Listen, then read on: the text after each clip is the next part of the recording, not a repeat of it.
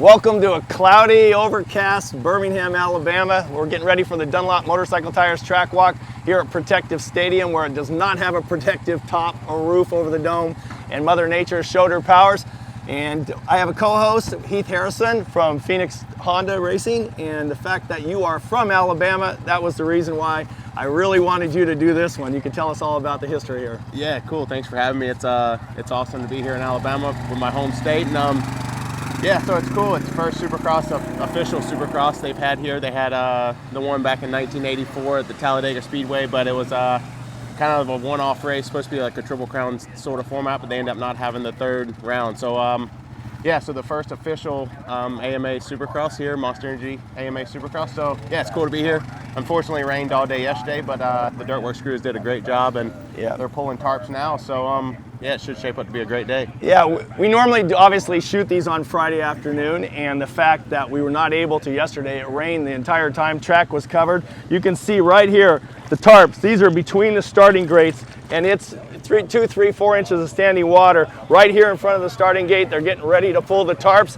We're right here in the middle, so you can kind of see the behind the scenes, what they've done. They've covered most of the track other than just a couple of sections out here on the starting line. And boy, it's something else. Yeah, it's gonna be crazy for sure. Like I said, the Dirtworks crews did a great job. Yep. Full length start we have here, into a pretty tight 180 left for the first corner. So could be some action there. You never know how the dirt's gonna shape up, whether it's slick or if it ends up being tacky. So Heath, let's talk about your career. You were a professional for 10 years. You turned pro, I think, in 2009 or 2010. 10, okay, yes, 10. 2009 was your Loretta Lynn's championship, right? Correct, in the 4-stroke class. Was my last year there, and then yeah, didn't really have anything going into 2010 amateur-wise. So yeah, me, my parents, and some close friends all got together and said, hey, let's try to go make a living out of it, right? So yeah, fast forward 14 years. Yeah, here we are. And think about the double duty that you do. I mean, the Phoenix Honda Racing had a lot of success in arena cross. Kyle Peters winning multiple championships, and you also run an off-road team, so you wear that hat for the GNCC series. I see you at those events. Yep. And then you're also a team manager here. But Phoenix Honda really had to step up this year when you've got a rider of Dylan Ferrandis' stature come over to your program. So how different has that been for you guys? Yeah, it's been quite a big step for us as a team. It's been a pleasure to work with Dylan. He's been great. And having somebody of that caliber, that level of racer, that's a championship contender and has won 4 championships of himself. So no, it's been great. He's been great to work with. We still obviously focus on, like you said, arena cross with Kyle Peters. He's in a title fight right now of his own with that, going for his 5th consecutive championship. So hopefully he can wrap that up, and that'd be great. And then yeah, the off-road side as well, and we also have an ATV side. So you're bailing out on me tomorrow. I'm driving 4 hours tonight to go to the eastern side of to Georgia, and go to Washington, Georgia for the general round of the GNCC. So I got a 3+ hour drive to the hotel, another hour to the track. So I'll be attending that tomorrow, plus losing an hour of sleep with time change. So I don't know what I signed up for, but it's kind of crazy. But so here we are coming into this first corner right here. As you can see, this is full length of the track. My stats man, Tim Kennedy, let me know here, 320 feet to the first corner. So this is longer than a football field, and this is quite a run in here. They left the track very, very flat, and they did kind of an adjustment. They made the call on Sunday, and then it was reiterated to the team managers during the meeting on Tuesday that it was going to be a mud modified track. Knowing that this weather was going to be here, we're supposed to get halfway decent weather, but it's cloudy, overcast, saturated. They've done the best they could to build the track, but this track is not going to have really hardcore whoops. It's because they just tear down in the mud. They're not going to have crazy length triples that people are expected to do. We're trying to make a track that they can still jump, instead of just when they have them too far, they end up just rolling them. Instead, they want them to jump, but it's going to be a different, a little different track, a little toned down, something that maybe the best riders in the world wouldn't necessarily feel like it's very difficult during dry conditions. But when you've got rain and wet like this, I mean, you can see this right here. I mean, this is, Derek, if you can zoom down, you can see, I mean, this is the red clay of this part of the country. Yep. And it is just soaked down to the base, so there's not much you can do here. Yeah, no, it's really cool that the Dirt Works crew, and smart of them to make that call and have the team managers meeting and everybody come to an agreement on it. Like you said, obviously dry conditions, this track may be simple for like you're saying, the best guys in the industry, but yeah, look at Daytona. You never know what the weather's going to do. A storm cloud could pop up today, and then here comes the rain, you know. So no, it's very smart of them to do that, I believe. With how the conditions are as we stand, it's still going to be gnarly. There's going to be ruts everywhere. I don't think the guys would be doing the big rhythms either way. Yep. So for them to make that call was cool. They turned the big triples into doubles rather than the guys just rolling everything. So right here, this is the transition, the pocket. You can show here, if Derek, you can zoom out there a little bit, the camera. You can see this whole section all the way across 2 lanes of track. The water is actually flowing as a little creek right here. It's coming off the track. They're doing their best to get it off. I'm sure they'll have equipment here. But the way the layup set up on this, I think they're going to come out, wheelie the first one, hit this, and jump this. So when they're putting the seams, the plastic on the track, and the seams are where the water just finds a way in through, it's okay to be in the position if most of the time, and the riders will not be landing in this transition, they'll be going over it. But again, there's only so much that can be accomplished when you have rain coming down. I know they had many inches of rain here, and there's nothing they can do. Yeah, no, it's cool how they're able to kind of visualize and see how the track's going to develop that way. Obviously, you can see here in the next transition where they would be landing, it's muddy as well. But assuming they had planned on the guys going triple all the way over to here, and then you can see this one's not near as bad. So right, and they do a take wider pocket. Correct. They right. do take that in consideration. Right. So yeah, I don't personally see them going triple to here today. But you never know. That's why those guys are the big bucks, right? Right. Well, this we're going back schedule-wise. We're going back to the traditional, where the 250s are going to be the first heats of the night. Yep. We've tried that for TV reasons. They wanted to have the big boys right off the bat, capture that audience on TV, and then let them watch all the way to the end. So now we're back to what we've always known: 250s first, go right into the normal program. So first couple of practice sessions ought to be pretty quick until the track gets beat up. Yeah, and I don't know, they already cut out free practice for the day, so I don't know if they'll just tame it down to just one qualifying practice. We'll just have to see, but yeah, I'm a fan of the traditional way with 250s first. It gives, especially we don't have a 250 guy, Cullen Park got hurt, but look at this, look at that. So you can turn around right here, see Alex Gillespie right there working the Dirt Works crew. He's trying to clean up that pocket, and underneath the base is actually kind of firm. If they can get that top slop off and get it off the track, you see it just rushing down here. So this is some messy stuff. So speaking of 250s, you guys had Cullen Park. We had said Cullen he's Park hurt starting the season. Unfortunately got hurt, dislocated his wrist. So we're down to just Dylan for the rest of the season. But But yeah, that's why I think I prefer the traditional way better, because at Detroit, I believe they did 450s first, 250s second. Yep. Cullen had a few crashes and ended up having to go to the LCQ. So with how quick the turnaround was, if you had any sort of bike issue or anything, it was tough. But especially for conditions like this. I felt like they should have swapped those LCQs, because they gave them about an extra 10 minutes or so.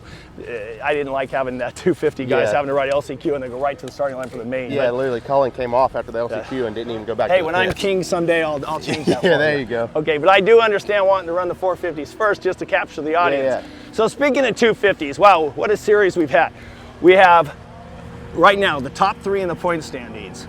There are no winners in the top 3 in the point standings. And they're only 1 point apart. We have 3 guys, top 3, 1 point separates first through third. And none of those riders have won a main event yet. Yeah. So it is pretty interesting. We've got Hayden Deegan, obviously. We've got Faulkner. And then we had last week Tom Vial winning his very first Supercross.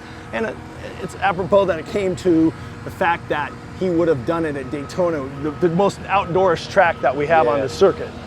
So, since he's an MXGP rider at heart, right? Right. So. And that's where he may excel today as well, if the conditions shape up to be as muddy as we're thinking. Yeah, it could be. Well, speaking of muddy conditions, the last time we had a really, really muddy condition, your rider, Dylan Ferrandis, won in one of the qualifying heat races. Yeah, so that was really cool. Yeah. Big moment for Dylan. That was his first 450 heat race win. Yep. Obviously our first heat race win as a team. Yep. And then the main event, he was really confident going in. thought he could win that night, and unfortunately went down first turn, but came back to 6th, I believe. So still an impressive ride. When we passed right there, I didn't want to try to talk and explain, but they removed the center jump there. I think the original track map showed a triple right there. You can turn back and see where Alex is sitting in the little Bobcat style tractor. That was originally a triple there, and I think they shortened it up a little bit and just made it a double. So if a rider has to go over single, you know, we don't have a rider coming up when somebody's jumping over the top, and who knows again what the conditions are going to end up by the end of the night. And then into here like a 45-degree turn, and where we're coming here is right back across the starting line. And the crew is working hard trying to get this water off, but you can see it's really got some saturation to where there's actually clear water puddles in the footprints. So you know there's nothing absorbing and going down through the dirt here. It's kind of sealed off with a stadium floor. But this stadium is kind of new. It was really, construction started in 2019. I'm sure with the COVID, hit in the middle of all that, they finished for the 2021 season. So I think it's the University of Alabama at Birmingham who plays here, football stadiums, right? The Blazers, I believe it is. The Blazers, there you go. Well, speaking of Alabama, I know your mom went to Alabama, the Alabama. Yeah, University of Alabama. I bet she must like the fact that you have red on your uniform, huh? She may show up with it on herself, you never know. Yeah. Instead of having Honda on it, she's going to have red. So we're going to bypass this pond unless you brought a fishing pole. But Corey's over here trying to push all this out. What a mess we got here, huh? And this is the stuff, Broc, that's tricky because they just push it off the side, and then it never really dries out because it just seeps underneath the dirt. Yeah, the last thing you want to do as a rider, let's say you get pushed off and punted off here, you end up out here, and he pushes all that out here, and you end up in that. It's game over. Yeah, it might be game over, you're walking back. Yeah. So out of this 180 right here, pretty simple, on, tabletop, and off. So not getting to overly detailed, but the pocket's wet. The rest of this is totally dry. I mean, this is like normal Supercross right here. Yeah, this may be some of the trickiest part is getting from the roller to this tabletop, though, with how muddy and wet that corner is. So getting wheel spin or whatever they may get to get onto here. Once they're here, then the rest is easy. But getting from that corner up onto here is going to be tough. It is. So, up onto here, nice firm, and you got to get launched off here. I don't think anyone's going to want to downside this and land through here unless they don't get the run out of that 180, that bull corner there. So stay up. There you go, man. All right. Maybe getting off the hard part, right? Yeah, exactly.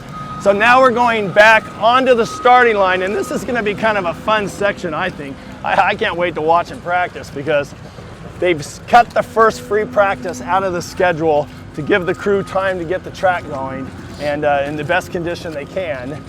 They have just immediately into 2 qualifying sessions, but when they come out here onto the starting line right here, you're going counter course right on the start, big wide area. And I don't really think, I heard they weren't gonna divide it off. I hope they just let it get as wide as it needs to get. But here is your corner where the wider you go, the further ground you cover, and the tighter you go, obviously, the shorter the distance is, but you can't carry as much speed. So into here, right into the final corner, and we might see some stuffing going on. Yeah, this is a perfect opportunity, especially if they don't cut any of this start straight off and let the guys go as wide as they want, because then they can square it back up and just meet the next guy at the end of the corner here. So, yeah, a little impact zone. Yeah, it's, but you can see this right here. I mean, Derek, you can see Heath and my shoes. I mean, we're over the top already, and these are just full of water. There's nowhere for the water to go, so they're going to have to scrape it and hope that it dries. And sections like this too, even for qualifying, sometimes they put the transponder mark right here at the bottom of the face. Right. So guys, they'll do the finish line on their starting their fast lap, and then just chop the whole corner just to get to the line, just to get a fast time. And you see that in qualifying a lot. They race, like you said, come in tight, race right to here, and if the transponder wire's underneath here, they just run to here, and then they just roll the It'll mess up their next lap, but hey, if it puts you to the top, that's what they're after. Right? Well, speaking of putting to the top, I'm going to try to get up this thing without falling down. Whoops. Got her? Barely. God. Here, you got a hold of it. There you go. All right. trying to do it backwards with paper in my hand. So, finish line jump, a little closer than normal. Doesn't look as scary from standing up here from looking at these as Justin Brayton always talked about goggles. He says through the goggles it's not as scary. When you walk around the track just like this, you think, well, that's a long ways. Yeah. So once you put the helmet and goggles on, it always seems closer. A bit opposite for me. I'd rather look at it from right here than through the goggles. Oh, really? That's funny. Not me either. I never liked watching track and watching practice. Seemed too far. Yeah. Yep. Especially on those dinosaur bikes we rode. Yeah, no kidding, right? Yeah, exactly. Yep. So we're. So it's pretty cool to have in the races come back to Alabama. Again, we've had some races here again, 72, 73. They had part of the old motocross. I think back in those days, they had big piece of wood, little debris, but I think they had 24 the first year in 72 and 28 races throughout the year. Yeah. And that Talladega race was kind of part of the motocross championship. But as we all know, we're celebrating 50 years of Supercross. First official Supercross championship, and the term Supercross really recognized by the AMA as a full championship was 74. So the 72, 73 Talladegas, although they were 250 and 500 races, I think the first one was won by Gary Bailey on the 250 class, and I think Brad Lackey won the 500s. And the following year, I believe it was Gary Jones and Pierre Karsmakers. So they won those races at Talladega Speedway. But again, they weren't Supercrosses as we know Supercross. Right. So, and again, the 84, we talked about that. That was part of that Triple Crown. When your series champion, Johnny O'Mara, doesn't bother racing the race. Or yourself, right? Yeah, a little side note about that. We raced David Bailey, myself, Johnny O'Mara, and Rick Johnson, and Danny Laporte were all the original riders who did the Paris-Bercy Supercross. We raced it during that week. That was the first one ever, correct? And Johnny O'Mara and myself and Rick, we all flew to the West Coast. And David flew here to support his dad, his stepdad, Gary, was building the track. So David rode it on a CR250, I think some production bike he might have borrowed. Yeah. He told me he put some forks on it. Maybe he brought them back from Bercy in France. But he ended up riding that race, finished fourth. We all went home. We didn't even ride the race because it didn't count as the main Supercross championship. Yeah, back then it was a weird time.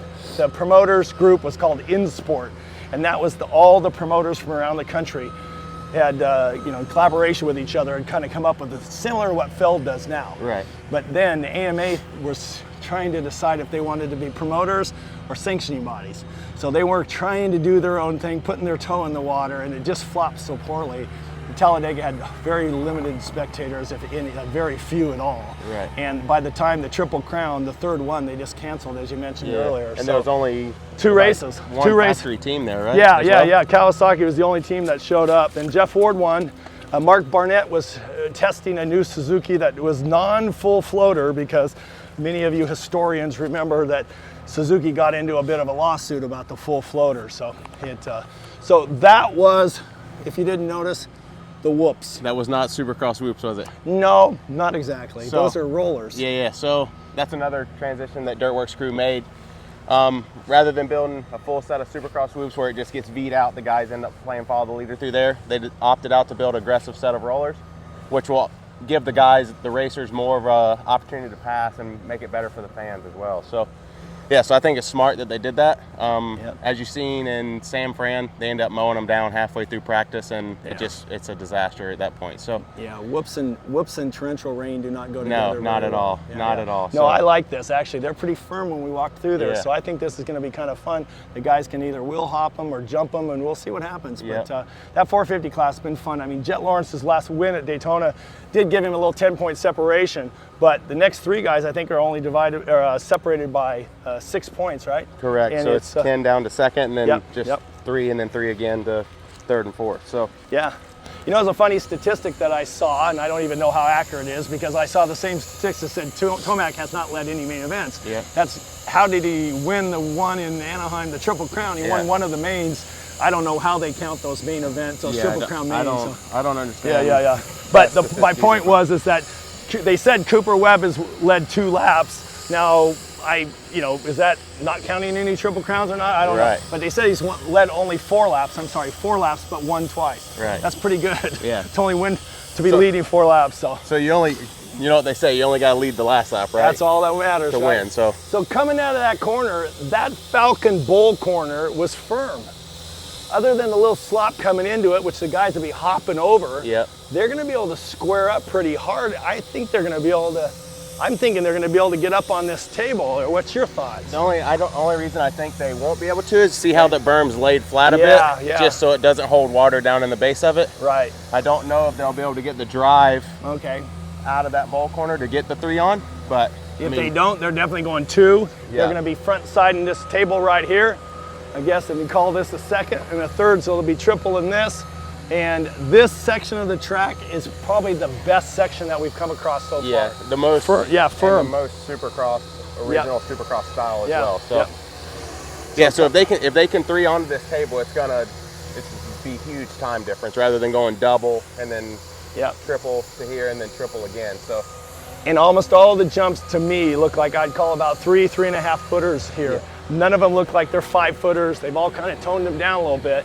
But these are nice and firm. So if Mother Nature, if she just goes away, just for a day, we just want to run until about 9 o'clock. You can rain after that, right? Yeah, and in between this one too, if they can get, that's another thing. If they can get to this one, then it's obviously filled in a bit. They won't get as much air, and same it looks like as the next one as well. Yeah. So if they can just miss the deep pockets, if they're having to double all the way through, it's going to be way faster than dropping in these deep pockets and then getting all the air. Yeah, we have kind of 2 back-to-back sort of camelbacks, swaybacks here. They're not all the way down to the floor, so you're not going to get the lift.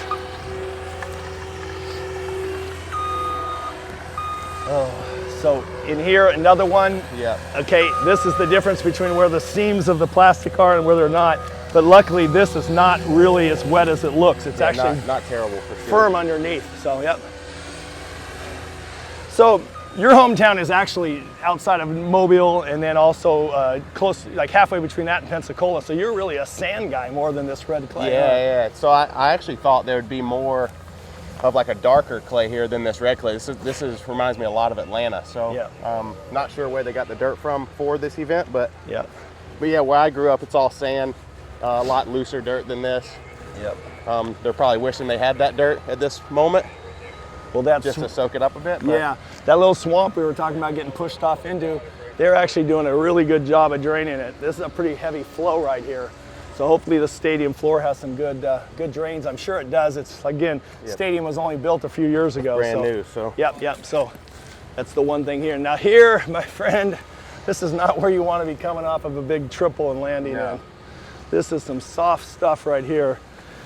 They'll, have some more time to work the track.